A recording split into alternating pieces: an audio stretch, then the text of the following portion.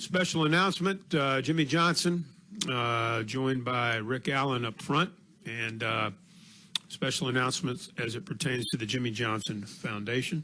Quickly before we start, I just want to thank Rick for filling in. Our director of our foundation, Amanda Rothrow, was iced, snowed in to Charlotte, wasn't able to make it. So we put a skirt on Rick, and he looks pretty good. Actually, I think the choice was made because I'm the best athlete you know. And I know that a lot of athletes question your athletic ability, so I'm guessing that's why I was brought up out of the bullpen. Go ahead then, guys. Take it away.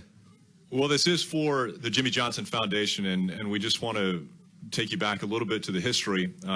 Almost 8 years to the day, the Jimmie Johnson Foundation was formed right here in this room back in 2006. And since that time, there has been $6.7 million committed to what their motto is, helping children, families, and communities across the United States. And actually, even since 2009, they have committed over $3.1 million to school children and communities from K through 12 across the United States. And today we're here to take that a step further and to introduce a new initiative that's going to happen in 2014. And because of Jimmie's athleticism, it revolves around that. So if you would turn your attention to the screens for just a moment before we introduce the Master of Ceremonies up here, we'd like to give you a little background on that athleticism.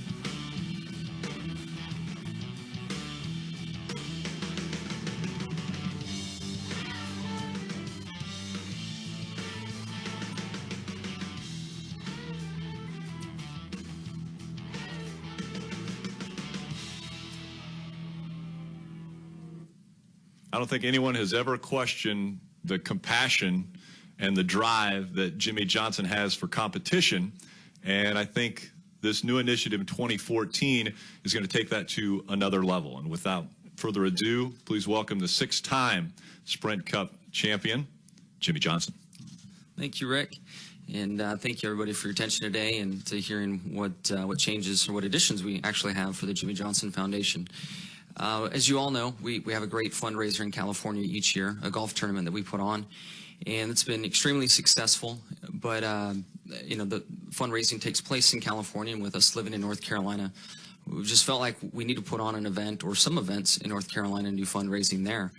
And I've kicked around, Shane and I have kicked around a lot of ideas and what to do. And as you know, my interest in triathlons and competing in events in general, if it's the Daytona Half Marathon here this weekend or a triathlon, whatever it might be, just felt like there was a great way to tie in fitness, wellness, you know, making sure that you're healthy and active on multiple levels, if you're a beginner all the way to an advanced athlete.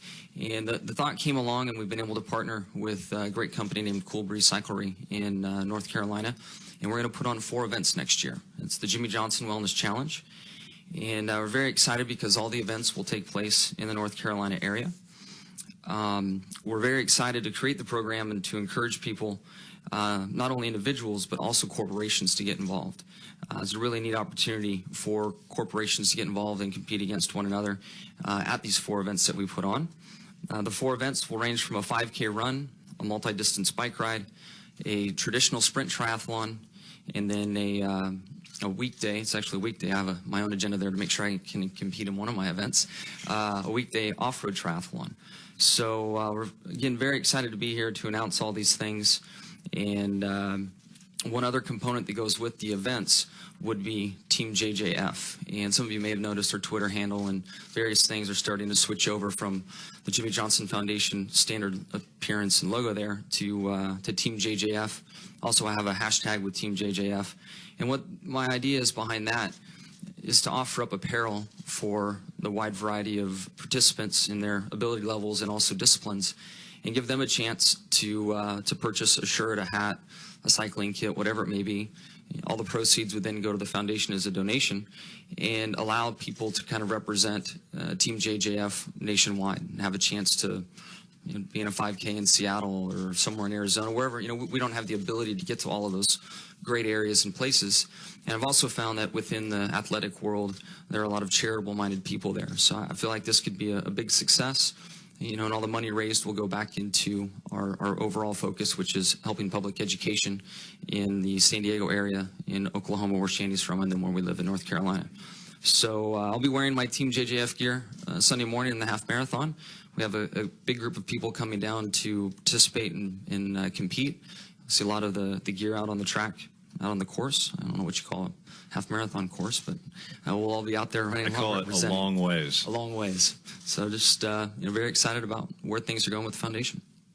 And I mentioned passion earlier. I mean, you're a very competitive guy. You obviously appreciate the fact that the hard work that you put in. You're able to reap the benefits after all these workouts. But now everybody across the country is going to be able to say could be a part of TeamJJF by having the apparel made available to them.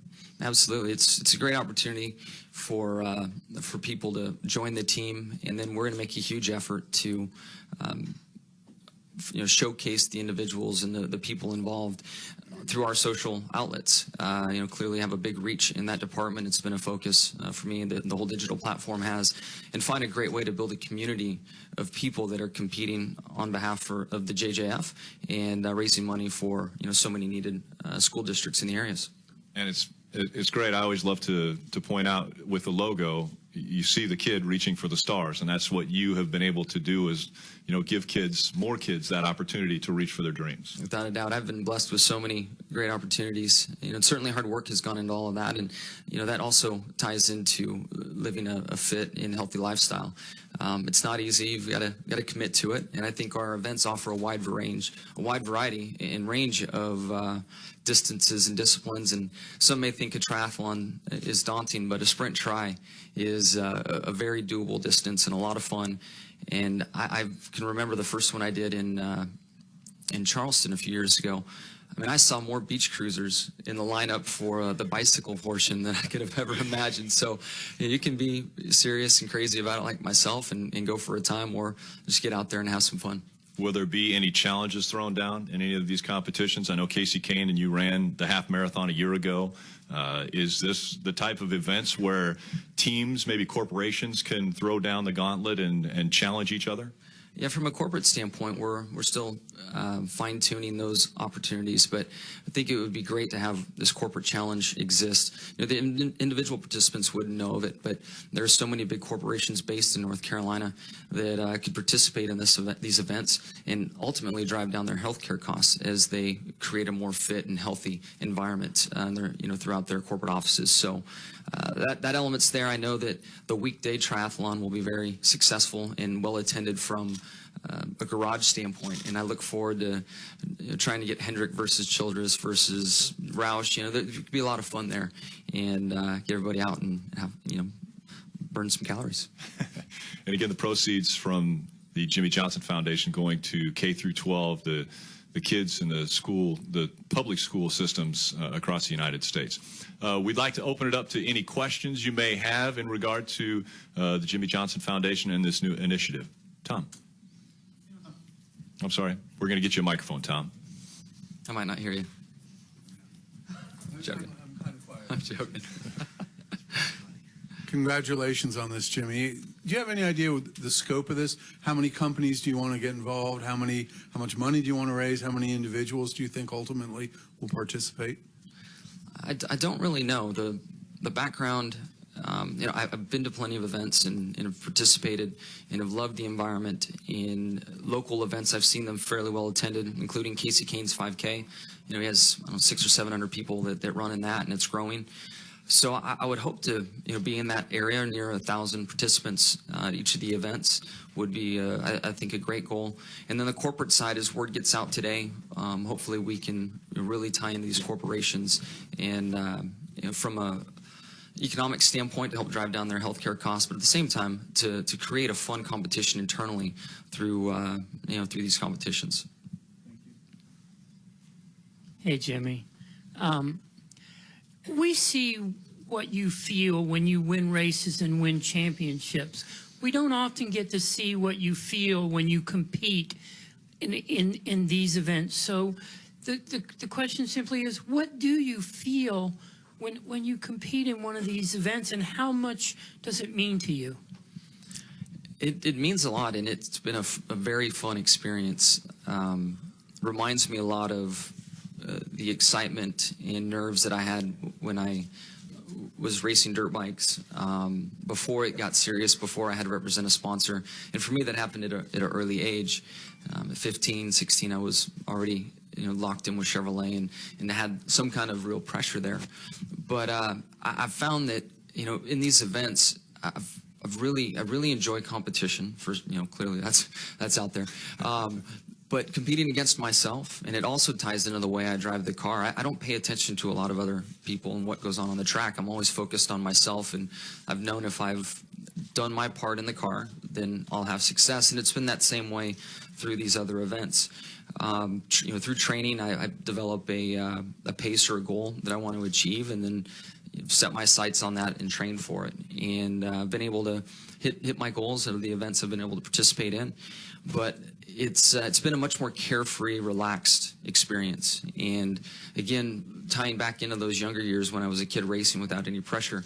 I mean, you can't sleep the night before, the butterflies, and really just enjoying the camaraderie of people and enjoying, I guess, maybe competing openly. In this sport, you compete so closed, and you're not going to share with everybody except the people on your team. So you don't talk to anyone else. And when you go to one of these events, you're chatting to everybody, and it's a much more open experience. Yep.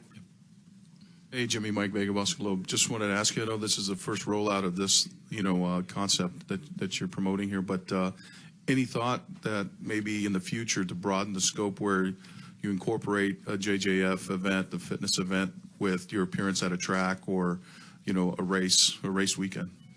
Yeah, my office hasn't heard this yet, so they might freak out when they hear my response. But it has crossed my mind. I don't know how it would work and look, but certainly, we'll look at opportunities. And I'm very protective of our logo and the experience people have kind of on our watch, and that would be the biggest concern that I have there. So we'll get this first year under our belt and see what opportunities kind of come around after that. Dwight from RaceTake.com. I was talking to Gary St. Amant today about you and down at the Suburban. Anyway, he mentioned he knew you had it right from the beginning. Now, did you know that you had all these qualities that once you became the star that you are, that you're going to actually be able to give back like this also? No, and when I think of how much I put Gary through and how many questions I asked him, I can remember we went and tested in Jennerstown, Pennsylvania, and we shared a room. And I laid there all night long asking him questions. I just wasn't sure I would understand what a loose race car was or a tight race car and what adjustments did and on and on. And I remember with that unique voice that Gary has, it's like, Jimmie, you're going to be okay, buddy. Just go to sleep. We'll deal with it in the morning. So, I'm very thankful that Gary and his father, Bud, who unfortunately passed away recently, that whole family, and there were people that worked for the St. Amonts forever that they all took me in and helped bring me along and had a responsibility in raising me as a young man and a racer at a certain period of my career. And great people. And at that point in time, I never thought it would turn into this and us having a foundation and giving back to so many needy people. So it's been a wild arc.